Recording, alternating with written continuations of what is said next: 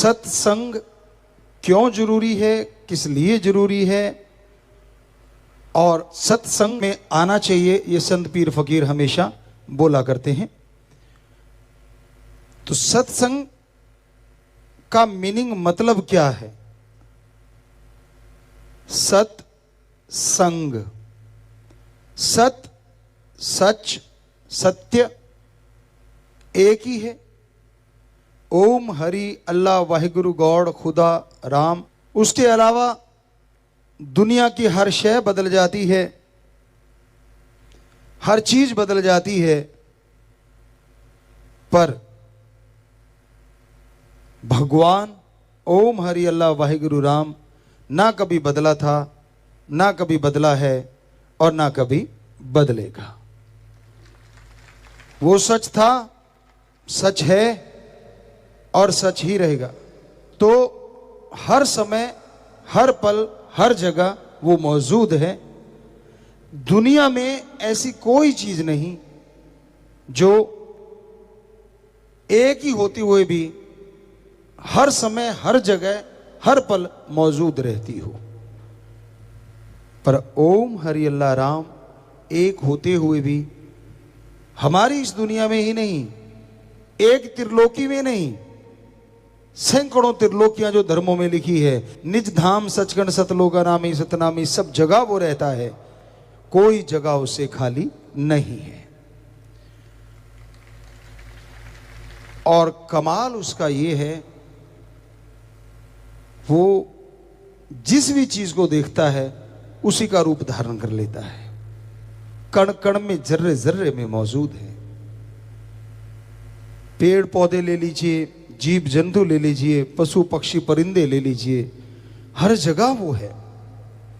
तो सत्संग में जब इंसान आता है, सुनता है, तो उसकी समझ में आता है कि हां, एक ऐसी सुप्रीम पावर है, एक ऐसी शक्ति है जो हर समय हर जगह मौजूद है। तो सत्संग क्यों जरूरी है? आदमी कहता है मैं क्यों करूं सत्संग, किस लिए करूं सत्संग? क्या आप जानते हैं कि आप कितनी शक्तियों के धनी हैं? शायद आप सोचते हो कि मैं तो सब जानता हूं, मेरे में इतनी अकल है, मैं इतना पढ़ा लिखा हूं, मेरे में इतनी समझ है, मेरी बॉडी स्ट्रेंथ ये है, मेरी माइंड स्ट्रेंथ ये है, इत्यादि इत्यादि इत्यादि। तो आप सोचें कि मेरे को तो सारा पता है। जी नहीं, ये तो 100% में 1-2% ही आपको पता है। यहां तक साइंटिस्टों की बात करें, वो भी कह रहे हैं हम तो इंसानी शरीर को 10 से 15% ही पढ़ पाए हैं।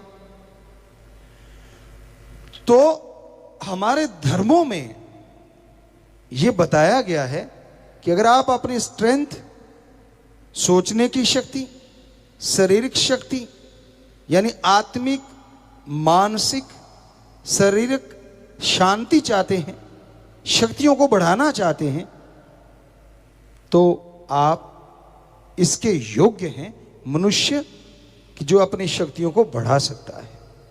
पर कैसे? क्योंकि वो शक्तियां आपके अंदर हैं। और बढ़ाने के लिए एक स्कूल, कॉलेज अगर कोई है तो वो सत्संग है। यहां बताया जाता है वो मेथड, वो युक्ति, वो तरीका जिसको अपना के आप अपनी इन शक्तियों को अपने अंदर से हासिल कर सकते हैं। अच्छा खाना बनाना हो तो अच्छा शेफ, रसोइया, महाराज भी कहते हैं राजस्थान साइड में, तो उससे आप टिप्स लेंगे तो और अच्छी रसोई बना लेंगे। आप जितनों के संपर्क में आएंगे उतना ही आप नई नई चीजें सीखते जाएंगे। हर क्षेत्र में ये अनुभव जरूरी है। बहुत सारी चीजें होती हैं जो आप पढ़ लिख के अपने दिमाग के ज्ञान से सीखते हैं, पर एक चीज उम्र होती है जो आपको बहुत कुछ सिखाती है, तजुर्बा होता है जो आपको बहुत कुछ सिखाता है। तो उसी तरह सत्संग में जितनी बार आओगे, जितनी बार सुनोगे, हर बार आप कुछ नया लेके जाओगे। हर बार आप अपने लिए, अपने परिवार के लिए, समाज के लिए, देश के लिए, वर्ल्ड के लिए, आपकी सोच की लिमिट यहां तक है, कुछ ना कुछ अच्छा ही करने के लिए प्रेरित होके जाओगे। कभी भी सत्संग में घर पाड़ने के लिए या बर्बाद करने के लिए नहीं सिखाया जाता।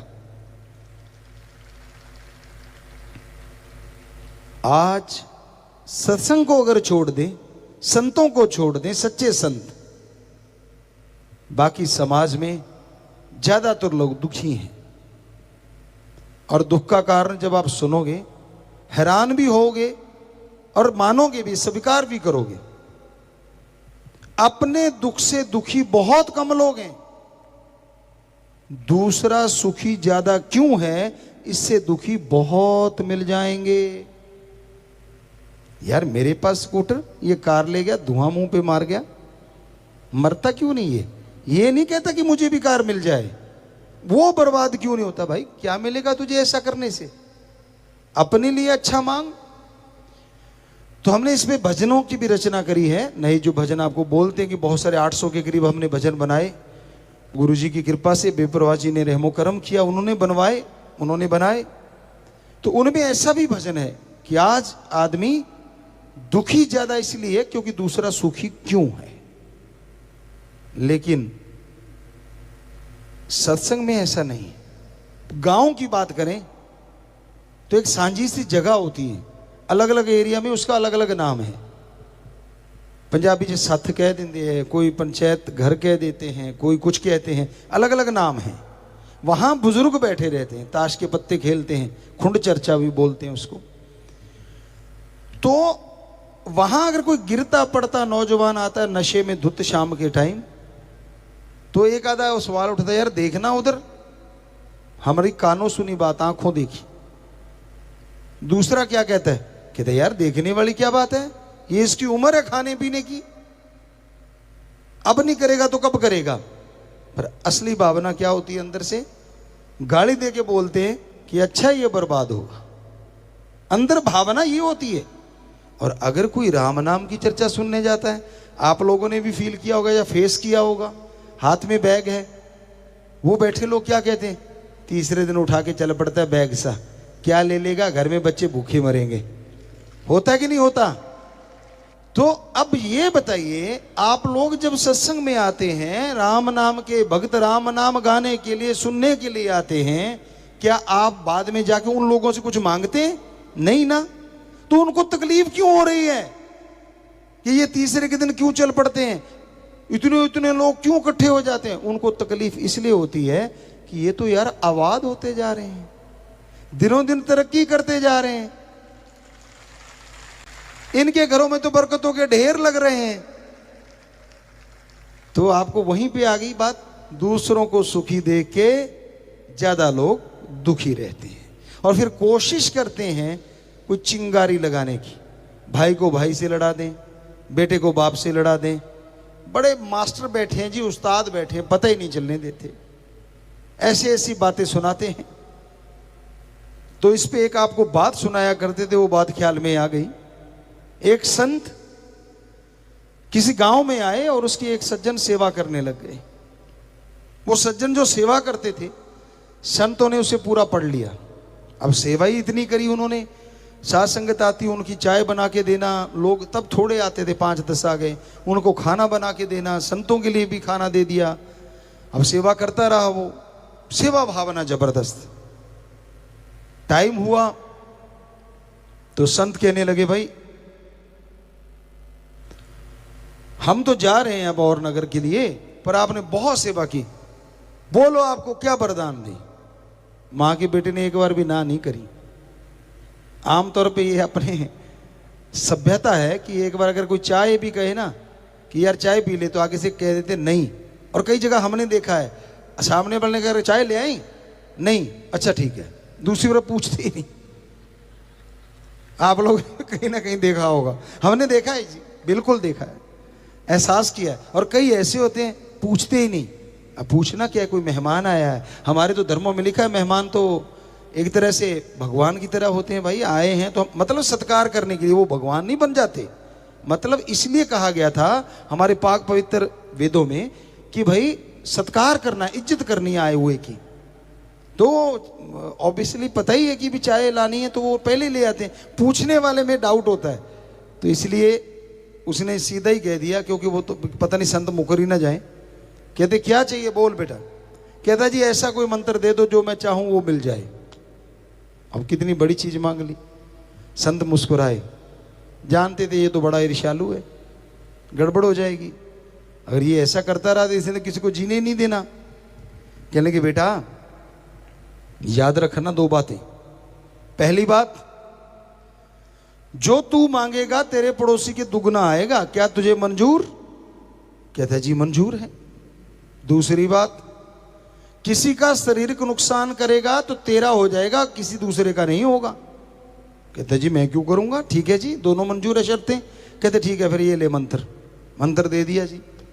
अब घर में आया बड़ा खुश खुश, गिनती करी कितने परिवार के मेरे 4-5 जितने भी थे, मंत्र का किया जाप। कहता आने तो 36 प्रकार का भोजन सबके लिए। अब थालियां आ गई जी झट से। अभी वो कौर तोड़ के मुंह में डालने लगा था, घर साइड वाले घर में शोर मच गया। तो उसने उस दीवार के ऊपर से देखा कि चक्कर क्या है, बरामदे से होते थे खुले, वो देखा उसके 4 आई हुए, उधर 8 थालियां आई हुई। पिस्सू तो पड़ने शुरू हो गए। जो सेवा करता मैं मर गया, ये बैठे बैठाए डबल ले रहे हैं।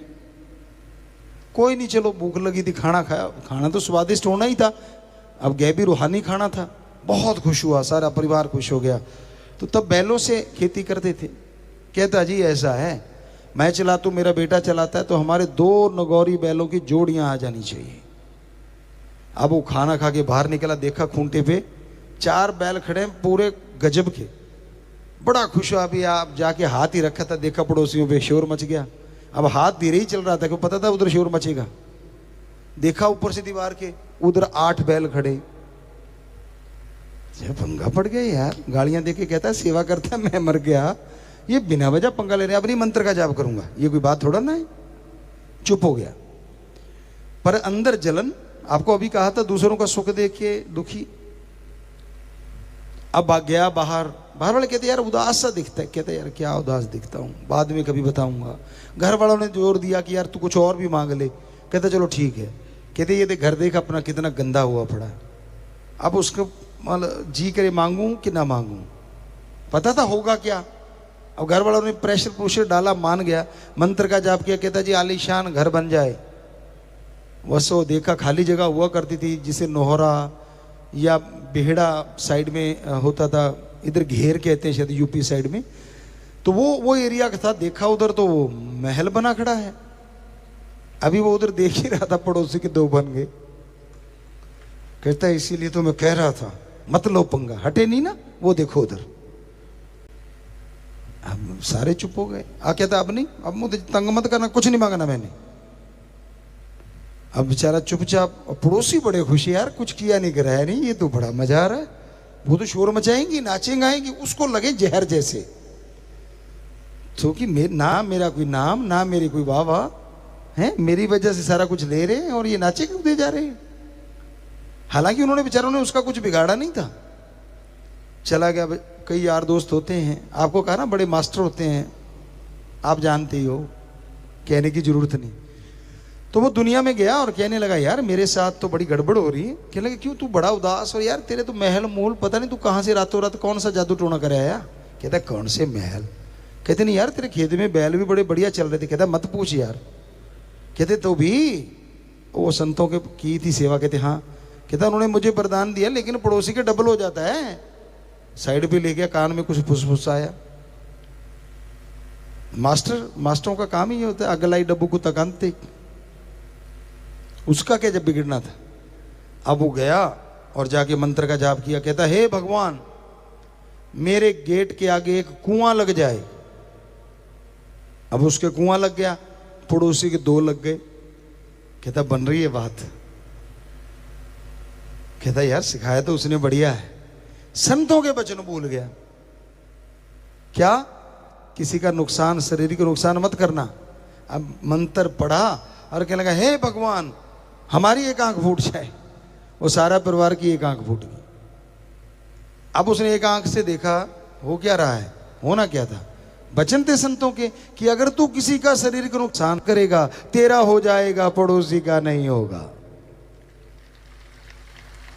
तो जरा सोच के देखिए, अगर आज ये वरदान पूरी दुनिया में हो रहा हो तो क्या होगा।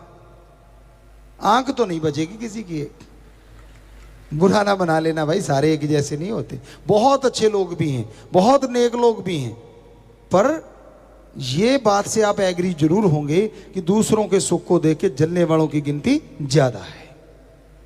हकीकत में है ये बात। तो सत्संग में आओगे तो समझ आएगी। अरे मांगना है तो अच्छा मांग लीजिए। किसी की कार देखते हो, ये मांग लो मेरे लिए आ जाए, और मेहनत करो। ये क्यों कहते हैं कि वो उल्ट जाए उसकी कार, पलट जाए उसकी कार। अच्छा मांगो, नेक चीज मांगो। पता तब चलता है जब आप सत्संग में आते हैं। उसके आए बिना कुछ भी पता नहीं चलता, समझ ही नहीं आती। अब बुराई का कोई स्कूल कॉलेज नहीं होता। समाज में, वर्ल्ड में है, पूरी दुनिया में है, इंसानों में है। कहां है स्कूल बताइए। निंदा करने की हुई कोई ट्रेनिंग कहीं पे? हमारे उठने की देर है देखना।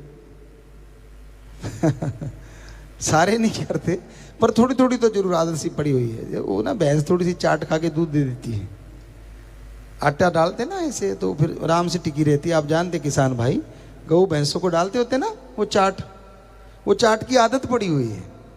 कितना ही समझा लें हम, देखना वो कैसी बैठी थी, देखना वो कैसा था।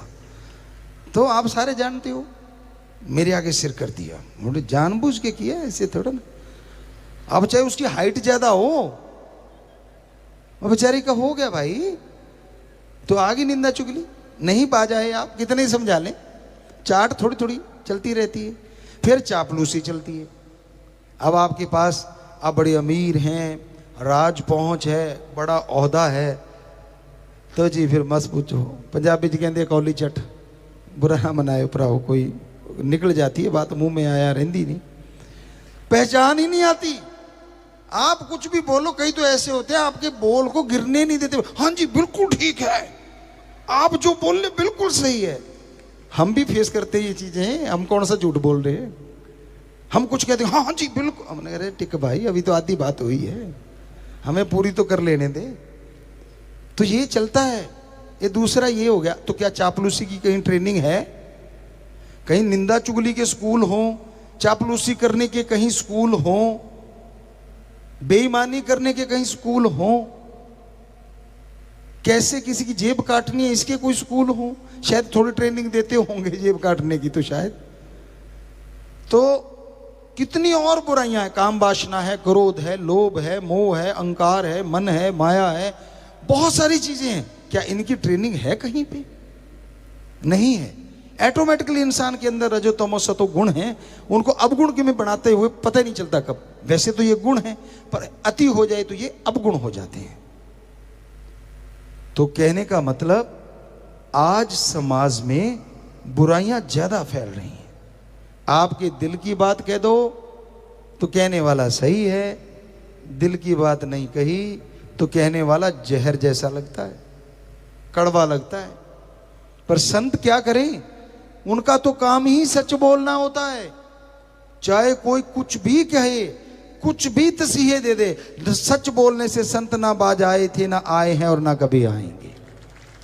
संत ही झूठ बोलेगा तो यकीन किस पे करेगा आम आदमी? हमारे पास कई सज्जन आते थे और कहने लगे गुरुजी आपके पास आते हैं ना तो एक दिक्कत आ जाती। हमने कहा क्या?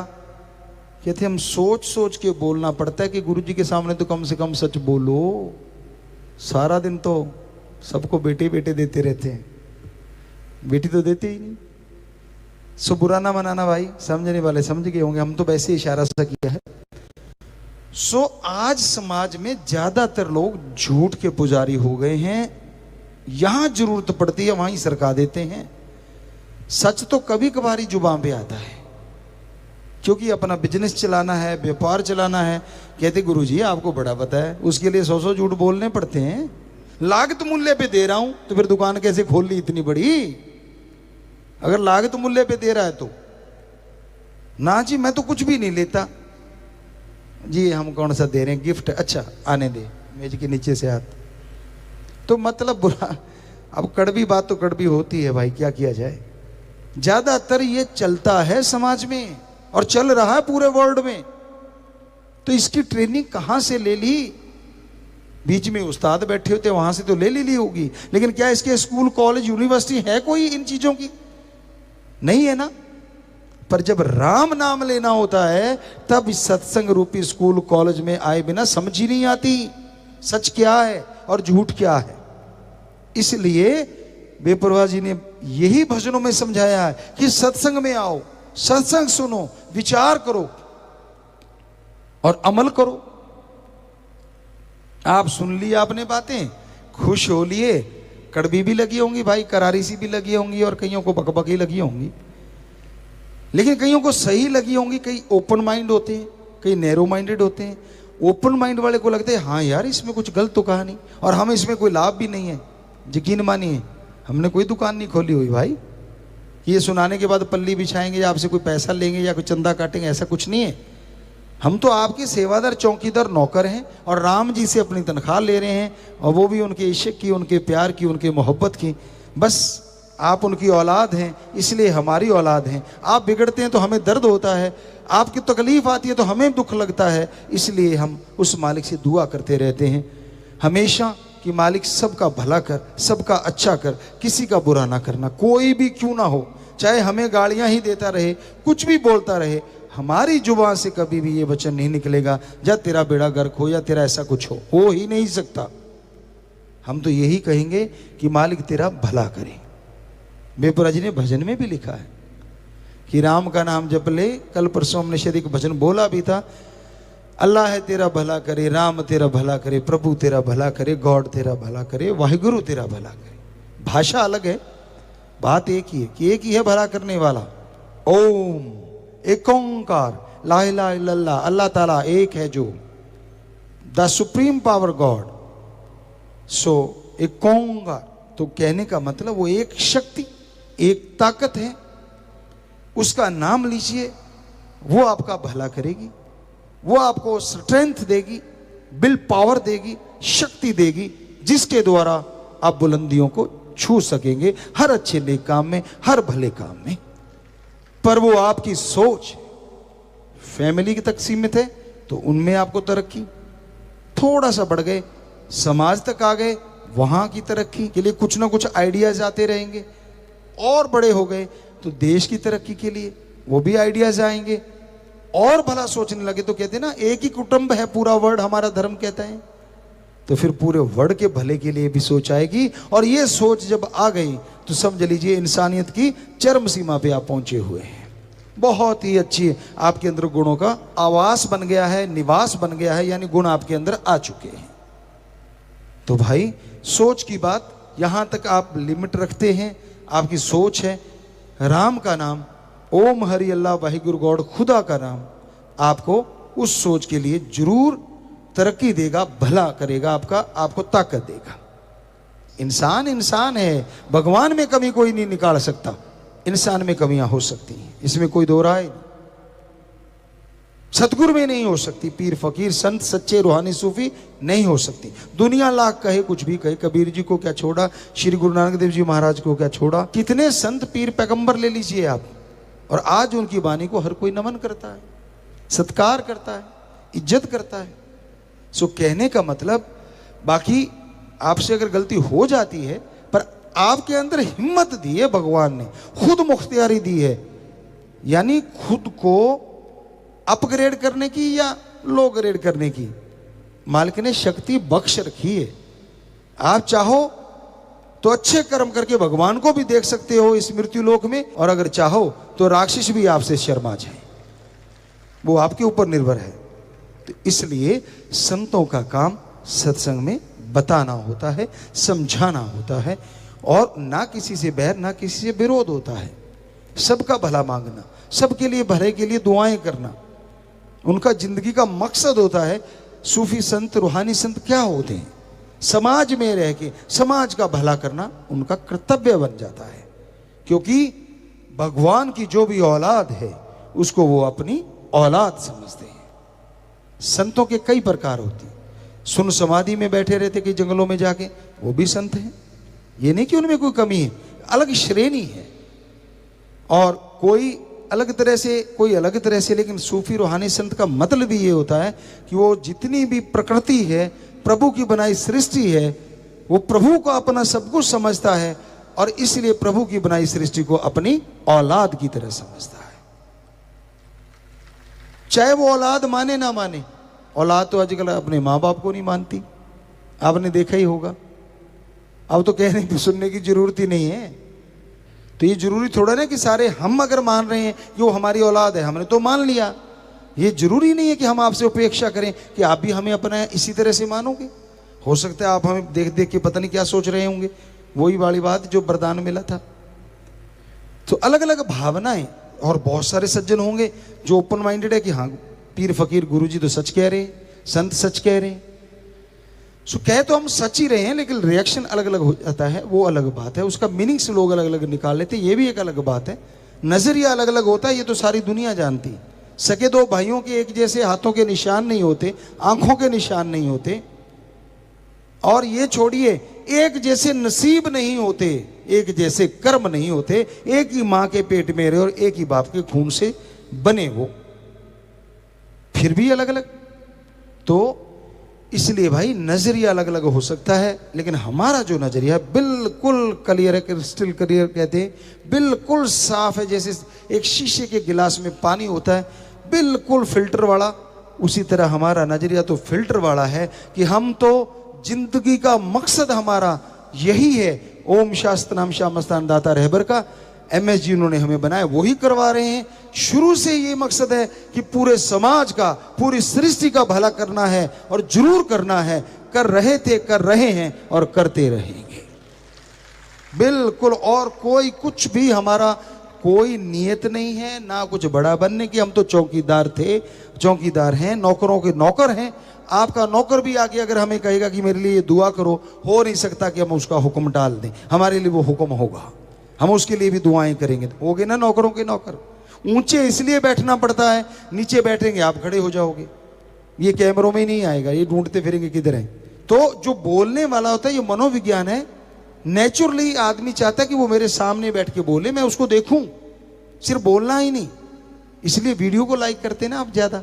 ऑडियो तो काम चलाऊ काम चल गया, जब वीडियो आ गई कौन पूछता है।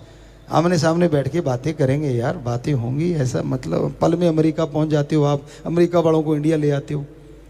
सो कहने का मतलब ये चीजें तो जरूर हैं, लेकिन संतों का काम तो वही है, सबका भला करना, सबका भला मांगना, सबके भले के लिए प्रार्थना करना, और कोई बड़ापन नहीं है। और ये ऊंचा बैठना, दूसरा कारण इसका ये भी है क्योंकि हमारे पाक पवित्र ग्रंथों में ये लिखा है, कलयुग में जो सत्संग सुनने आएंगे वो देवी देवताओं जैसे होंगे, ऐसे लोग ही सत्संग में आ पाएंगे। तो हमें इन देवी देवताओं के दर्शन हो रहे हैं, इनमें हमारे सतगुरु प्यारे राम के दर्शन हो रहे हैं। इसलिए थोड़ा ऊंचा होके देखते हैं कि लास्ट वाले में भी हो रहे हैं, राम से उनको भी देख पाए। तो भाई इसलिए ये वजह है, और कोई मान बढ़ाई का चक्कर ना हमारे दिलो दिमाग में था, ना है, ना कभी होगा। सवाल ही पैदा नहीं होता। संत पीर फकीर का काम समाज की सेवा करना था, है, और हमेशा हमारा तो रहेगा जी। परम पिता परमात्मा, ओम हरि अल्लाह वाहिगुरु गॉड खुदा रब, सब उस सुप्रीम पावर के नाम है, उस शक्ति के नाम है जिससे पूरी सृष्टि को, खंडों ब्रह्मांडों को, देव महादेव को शक्ति मिलती है।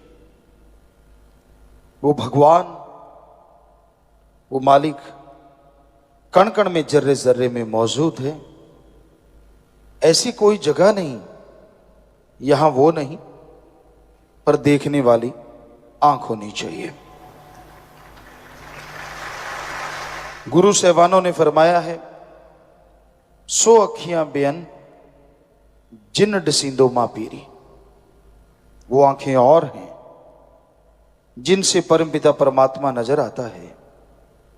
अब इंसान सोचे, आंखें तो 2 ही होती हैं, कौन सी हैं वो आंखें, कहां हैं वो आंखें? जिनसे मालिक नजर आता है। आंखें यही हैं, जब इसे बंद करके परमपिता भगवान की याद में हम लगाते हैं तो इस जगह को 10वां द्वार, तीसरा नेत्र, ज्ञान चक्षु, मेहराब, very very deep sleep point, अलग अलग धर्मों में अलग अलग नाम दिया गया। जब इस जगह पे लगा के आंखें बंद करके समाधि में बैठा जाता है, शब्द, गुरु मंत्र, कलमा, मेथड ऑफ मेडिटेशन दोहराया जाता है, तो इंसान का ध्यान जमता है। तो ये आंखें बंद हैं, लेकिन अंदर से वो आंखें खुलती हैं जिसके बारे में हमारे गुरु पीर पैगंबरों ने बताया है। और उन आंखों से फिर लासानी दुनिया नजर आती है, फानी नहीं। सब सच नजर आता है, मालिक नजर आता है। भगवान को मानना धर्मों ने सिखाया है। हमारे जितने भी धर्म हैं, हमने सभी धर्मों को साइंस के नजरिए से पढ़ा। सारे धर्म एक ही बात कहते हैं कि वो मालिक हर जगह है, भक्ति द्वारा देखा जा सकता है। हिंदू धर्म में वेदों में लिखा है प्रभु कण कण में है। इस्लाम धर्म में लिखा है अल्लाह ताला जर्रे जर्रे में मौजूद है। सिख धर्म में लिखा है वाहिगुरु के बिना कोई जगह नहीं। और ईसाई धर्म कहते हैं गॉड इज एवरीवेयर, हर जगह है वो, कोई जगह उससे खाली नहीं। पर कई लोग अहंकार में चंद पुस्तकें पढ़ के, थोड़ी पढ़ाई करके ये सोच लेते हैं भगवान है ही नहीं। बुरा ना मानना, आप डिग्री डिप्लोमा लेते हैं, मास्टरेट की डिग्री लेते हैं, डॉक्टरेट की डिग्री लेते हैं, जिंदगी के कम से कम 20-25 साल लगाते हैं, तब जाके वो डिग्रियां मिलती हैं। डिग्रियां तो हो सकता है किसी और तरीके से आप हासिल कर लें, लेकिन फिर भी पढ़ने में समय तो लगता ही है। तो आप एक छोटी सी डिग्री डॉक्टरेट की हासिल करने के लिए जिंदगी के 20-25 साल लगा देते हैं। और भगवान को पाने के लिए, अल्लाह वाहिगुरु को पाने के लिए आपने समय कितना लगाया, जरा बताएंगे? आपने 25 महीने लगाए, फिर बैठे बैठे कह देते हो वो तो है ही नहीं। डिग्रियों के लिए 25 साल और परमात्मा के लिए 1 साल भी नहीं। और फिर ये कह देना कि वो तो होता ही नहीं, पाखंडवाद है ना? अज्ञानता की बात, मूर्खता की बात। बीज बोया ही नहीं, फसल आएगी कैसे आएगी भाई? बीज तो बोना पड़ता है। पढ़ाई की नहीं, डिग्रियां मिलेंगी कैसे मिलेंगी? पढ़ना तो जरूरी है। रिजल्ट तो तभी आएगा ना जब पढ़ के पेपर आप देंगे। तो हर कार्य में ठीक है सब कुछ, लेकिन भगवान परमात्मा की तरफ इंसान बड़ा अजीबोगरीब है। कुछ नहीं किया होता, धर्म की एबीसीडी पता नहीं होती, पाखंडवाद में डूबे रहते हैं। पाखंडी किसे कहा जाता है? बहुत तरह का पाखंडवाद फैला हुआ है। ओम हरि अल्लाह वाहिगुरु के नाम पे पैसा लेना पाखंडवाद है। हमारे धर्मों में कहीं नहीं लिखा कि वो लेता है। हिंदू धर्म में हमने पढ़ा, वेदों में पढ़ा, साफ स्पष्ट लिखा है कि भगवान से मांगना चाहिए अच्छी धरती, अच्छा पानी, अच्छी हवा, अच्छी तंदुरुस्ती, अच्छी संतान। मांगना है तो भगवान से भगवान को मांगो। इस्लाम धर्म में लिखा है अल्लाह ताला रहमो करम का दाता है। कायदे से मांगोगे तो इतना रहमो करम बरसाएगा, दामन छोटे पड़ जाएंगे, मूसलाधार रहमो करम बरसता चला जाएगा। जैसे ये हमारे धर्मों में लिखा है, ऐसे हमारे सिख धर्म में लिखा है जो मांगे ठाकुर अपने से सोई सोई देवे। लेवे नहीं, देवे। कि उसे सही ढंग से मांगिए, सच्ची तड़प से मांगिए, अंदर बाहर किसी चीज की कमी नहीं आने देता। ईसाई धर्म में लिखा है गॉड देता है, लेता नहीं। हर धर्म में यह लिखा है। पर आज पाखंडवाद का बोलबाला है। लोग जो धर्म की भाषा है वो बोलना सीख लेते हैं, धर्म का पहनावा पहनना सीख लेते हैं, और उनके अंदर कायदा कानून कुछ भी नहीं होता, धर्म की एबीसीडी नहीं होती। जिसको देखा उसकी निंदा, इधर बैठा उसकी निंदा, उधर देखा उसकी निंदा। ये किस धर्म में लिखा है? आप जिस धर्म के हो क्या उस धर्म में लिखा है किसी की निंदा करनी चाहिए? हिंदू धर्म में साफ लिखा है, पर निंदा 100 गौ घात समाना, कि पराई निंदा अपने को छोड़ के किसी और की निंदा करना 100 गौ के घात करने के समान एक पल है। सिख धर्म में तो पवित्र गुरबाणी में पेज के पेज भरे पड़े, पृष्ठ के पृष्ठ भरे पड़े। निंदा भली किसी की नाही, मनमुख मुग्ध करन, मुंह काले तिन निंदका नरके कोहर पवन। निंदा भली किसी की नाही, किसी की भी निंदा करना अच्छे नहीं। कौन करता है? मनमुख मुग्ध, मूर्ख, महामूर्ख होते हैं वो। मनमुख मुग्ध करन, मुंह काले तिन निंदका नरके कोहर पवन। हिंदू धर्म में सच्चे वचन सुन के कि वो मूर्ख होते हैं और वो यहां वहां दोनों जहां में नरक के अलावा कुछ भी नहीं, और जो सुनते हैं उनकी हां में हां मिलाते हैं वो भी वैसे ही होते हैं। क्यों करते हैं आप किसी का बुरा? क्यों सोचते हैं? क्यों निंदा करते हैं? और यही नहीं, कुरान शरीफ में भी लिखा है, जो अपने को छोड़ के फजूल की बहसबाजी में पड़ा करते हैं, हर समय दूसरों में ऐब गुनाह देखते रहते हैं, खुद के गुनाहों की तरफ निगाह नहीं मारते, उनसे बदतर से बदतर शैतान भी नहीं होते। देखिए हर धर्म कह रहा है, और यही बात ईसाई धर्म में भी लिखी है कि इंसानियत के प्रति जो वफादार नहीं, जो दूसरों की बहस में हर समय लगे रहते हैं, अपनी बारे में नहीं सोचते, जो दूसरों की तरफ देखते रहते, उन्हीं में कमियां निकालते रहते हैं, उनसे घटिया इंसान कोई दूसरा नहीं होता। और साफ साफ लिखा है सारे धर्मों में। कई लोग कहते हैं हम तो धर्म को मानते नहीं, फिर उसका नकाब क्यों पहनते हो, उसका पहनावा क्यों पहनते हो? अगर पहनावा पहनते हो तो धर्म को माना भी करो, धर्म को बदनाम मत करो उसका पहनावा पहन पहन के। धर्म का पहनावा पहनते हो, आपके साथ जिम्मेवारी जुड़ जाती है कि आप उन गुरु पीर पैगंबर ऋषि मुनियों की औलाद हैं, जिन्होंने वो पवित्र वाणी लिखी, पवित्र वचन लिखे, लानत ऐसे लोगों पे और लानत ऐसे जन्म देने वालों पे जो ऐसे लोगों को पैदा करते हैं, जिनका धर्म एक माहौल है, मजाक है। कमियां उनमें होती हैं, लोग धर्मों को बुरा कहते हैं। कोई धर्म बुरा नहीं, हम गारंटी देते हैं। हम एक शेर कहा करते हैं, ना हिंदू बुरा है, ना ही सिख ईसाई मुसलमान बुरा है। ना हिंदू बुरा है, ना ही सिख ईसाई मुसलमान बुरा है, बुराई पे उतराए वो इंसान बुरा है। धर्म बुरे नहीं होते, जो बुरे कर्म करने लग जाते हैं, जिनकी सोच घटिया होती, जो गंदगी के कीड़े होते हैं, उनका कोई धर्म नहीं होता, कोई मजहब नहीं होता, बल्कि दिखावा कर करके धर्मों का वो बदनाम करते हैं धर्मों को। ऐसे लोग गलत हो सकते हैं, धर्म गलत नहीं होता, मजहब गलत नहीं होता। धर्म तो सही है, 100% सही है। भाई, इंसान को कभी और की तो छोड़ो, अपने मां बाप की भी निंदा नहीं करनी चाहिए।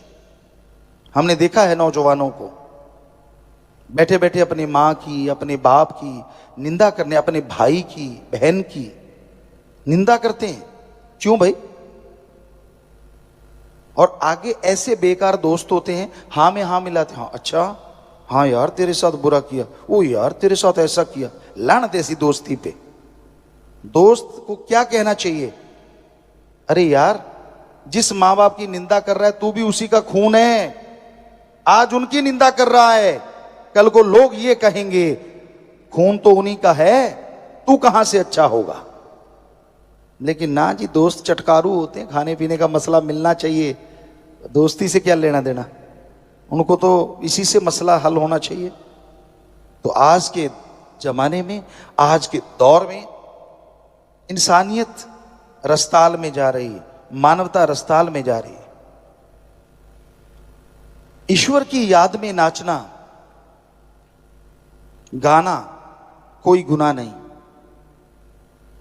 पैगंबर मोहम्मद साहब गाते थे, वेद व्यास जी गाते थे जिन्होंने वेद बनाए, श्री गुरु नानक देव जी साजों के साथ गाते थे, बाला मर्दाना नाचते थे, बजाते थे। और तभी तो गुरु साहबानों ने फरमाया, नाच रे मन नाच, गुर कह आ गए नाच। तुलसी जी नाचे, कहां कहां सुनाए और क्या क्या सुनाए, बुल्ले शाह नाचे। सो हर किसी से नाचा भी नहीं जाता। शराब पी के नाचते हैं, नशा करके नाचते हैं, नाम खुमारी में तो राम नाम के पुजारी नाचा करते हैं।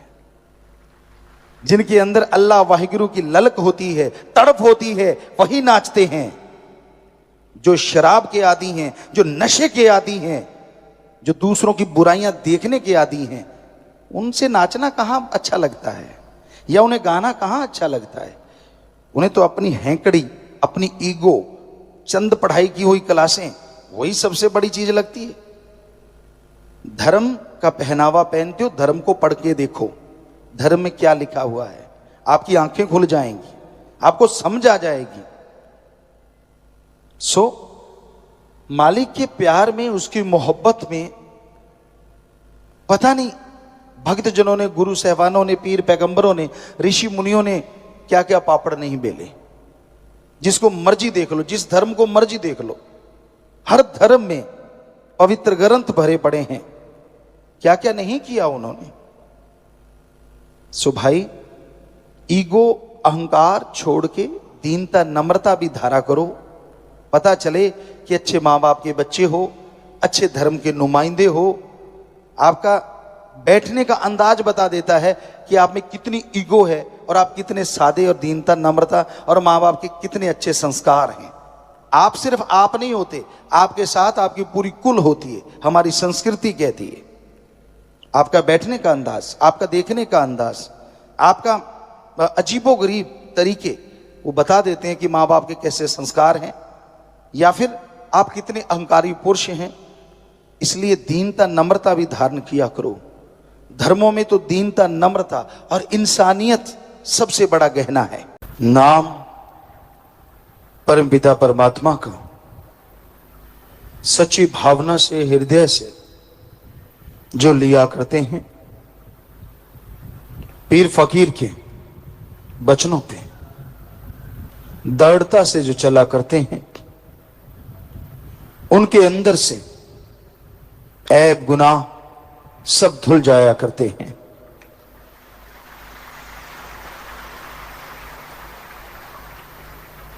ईश्वर के नाम में ऐसी शक्ति है, ऐसी ताकत है, जो सच्चे दिल से जाप करता है वो उस परम पिता परमात्मा से मिल सकता है। मालिक के प्यार में, उसकी मोहब्बत में अगर दृढ़ता से चलना चाहते हो, अगर उसकी तमाम खुशियों को हासिल करना चाहते हो, तो यह बहुत जरूरी है कि आप सेवा और सुमरन का पल्ला कभी ना छोड़ो। मन बड़ा जालिम है, इसका कोई भरोसा नहीं कब हावी हो जाए, किसके ऊपर कब छा जाए, कुछ कहा नहीं जा सकता। इसलिए मन से लड़ने का एक ही उपाय है, सुबह शाम सुमरन के पक्के बनो। नियम बना लो कि इतना घंटा राम नाम का जाप करना ही करना है। अगर जाप करते रहोगे, भक्ति इबादत करते रहोगे, तो मन काबू में रहेगा। नहीं तो मन जालिम का कोई पता नहीं कब किसी को झांसे में ले ले। इसलिए मन से लड़ना सीखो। मन इंसान को कभी आसमान में ले जाता है, कभी पाताल में ले जाता है। चाहे आसमान ले जाए, चाहे पाताल ले जाए, मन का एक ही उद्देश्य होता है, आपको अल्लाह वाहिगुरु राम से दूर करना। क्योंकि मन का काम हमेशा बुरे ख्याल देते रहना है। वो ऊपर चढ़ा देता है तो नहीं छोड़ता, और आदमी बिल्कुल नीचे गिर जाता है तो उस तरह की चीजें सामने ला ला के खड़ी कर देता है और इंसान गुमराह होता चला जाता है। सो मन से लड़ना सीखो। अगर अल्लाह वाहिगुरु राम का प्यार हमेशा पाना चाहते हो, उसकी दया में रहमत के काबिल बनना चाहते हो, और कुछ कुर्बानी मत दो, अपने मन की कुर्बानी दे दो। ये कोई छोटी कुर्बानी नहीं है, जबरदस्त कुर्बानी है। क्योंकि अपने मन को अगर आपने मालिक को सौंप दिया तो आप मन मते कुछ नहीं करेंगे। कहना आसान है कि मैंने मन को सौंप दिया, लेकिन उसके अकॉर्डिंग चलना जरूरी है। मन मते बात फिर आप कभी ना करें। और भाग्यशाली होंगे आप अगर मन सदगुरु अल्लाह राम को सौंपते हो। भाग्यशाली से अति भाग्यशाली फिर बनते जाओगे। मन का काम धोखा देना है, सब्ज बाग दिखाता है, बचपन से नहीं छोड़ता। मन का काम है, खिलौनों में उलझा लेता है। आप 2-4 बच्चों को इकट्ठा कर लो, बढ़िया बढ़िया खिलौने दे दो, लेकिन वो एक दूसरे के खिलौने पे टूट के पड़ेंगे। खुद का खिलौना चाहे सोने का बना दो, कुछ भी बना दो, अट्रैक्टिव बना दो, लेकिन उनको लगेगा नहीं, साथ वाले का ज्यादा अच्छा है। मन वहां से शुरू होता है और फिर बढ़ता ही चला जाता है। जैसे जैसे आप बढ़ते चले जाते हैं, अपने आप को बड़ा साबित करना, दूसरों को नीचा दिखाना, गुमराह करना, ये मन की आदतें बन जाती हैं। और जो जो मन ऊपर चढ़ता जाता है, आदमी उतना ही रस्ताल में जाता है। मन से लड़ना, सेवा सुमरण कभी छोड़ो ना। बार बार आपसे गुजारिश, लगातार सेवा करो, लगातार सुमरन करो, और सबसे अति जरूरी बात, गुरु वचनों को मानो। गुरु अल्लाह राम वाहिगुरु के वचन करते हैं, उसको सुन के जो दृढ़ता से उन पे चला करते हैं, उन पे मालिक का रहमो करम हमेशा बरसता रहता है। अंदर बाहर कोई कमी कभी नहीं आती। मन बहुत जालिम है, रुकने से रुकता नहीं, टोकने से फिर भी रुकता नहीं, और मां बाप परिवार के डर से झुकता नहीं। इसको तो राम नाम का संकल्प डालो। पीछे सत्संग में हमने आपसे एक बात कही थी, ये तो सही है कि आप एक ही गुरु को माने, लेकिन गुरु की एक भी ना माने ये गलत है। बल्कि गुरु की एक आध नाम मानी गई हो, वो क्षमा मांगे उस राम सदगुरु से, क्योंकि अल्लाह की ही वो बातें हैं, राम की बातें हैं, बाकी सब मानने की कोशिश करो। ये बहाना ना बनाओ, मन बहाना बना देता है। सतगुरु चाहेगा, भगवान चाहेगा तो मान लेंगे। आप रहमत करना जी, आप दया करना जी, फिर मान लेंगे। क्यों भाई? ये तो गधा कहे तो कहे, बंदा क्यों कहे? क्योंकि बंदे को मालिक ने बहुत बड़ा दिमाग दिया है, सोचने की शक्ति दी है। वो ये कैसे कह सकता है कि मैं कुछ भी नहीं करूंगा? होना ये चाहिए कि सतगुरु 100% करूंगा, तेरी रहमत साथ हो, बस बात खत्म। 2 ही शब्द काफी। मैं करूंगा, 100% करूंगा, क्योंकि करना तो तू नहीं है ना। रहमत साथ हो तो अल्लाह राम साथ हो जाएंगे, उनकी ताकत आ जाएगी तो अपने आप होता चला जाएगा। पर आगे से बिल्कुल इनकार कर देना, हम कहां कर सकते, हम तो पापी जीव, हम तो ये, हम तो वो, नहीं।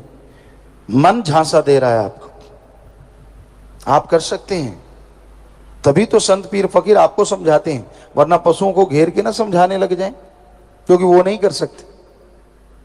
आपको दिमाग मिला है इतना, तो मन की ना सुनो, ये लारे लगा के नरक ले जाए बुरा होगा हाल। बेप्रवाह जी के वचन हैं भजन में। सो मन की सुनो ना। मन लालच देता है, लोभ देता है, और माया साथ हो जाती है, स्त्री को पुरुष और पुरुष को स्त्री, ये भी माया के डसे हुए होते हैं, गुमराह करते रहते हैं और इसी में अपनी सारी भक्ति लोग खत्म कर लेते हैं। और आजकल तो ये चीजें बहुत बढ़ चढ़ के आ रही हैं। समलैंगिकता, लड़का लड़के पे आशिक, लड़की लड़की पे आशिक, ये और भी घातक है। इससे रोगों का भी घर बनेगा इंसान और मालिक से तो दूर होता ही है, क्योंकि उसकी जो प्यार है, उसकी जो तड़प है, उसकी जो मोहब्बत है, वो किसी में बंट गई। वरना आदमी को इस कलयुग में भक्ति करे, सेवा करे, नूरी स्वरूप के दर्शन ना हो, ऐसा हो ही नहीं सकता। तो जरा इन बातों की तरफ ध्यान रखिए, सेवा सुमरण करते रहिए, ताकि मालिक आपको इन चीजों से बचाए, मालिक से निरोल प्यार हो, अल्लाह राम की भक्ति इबादत हो और मन से लड़ाई चलती रहे, तो यकीनन मन पे जीत होगी और मालिक की दया में रहमत आप पे मूसलाधार हमेशा बरसती रहे।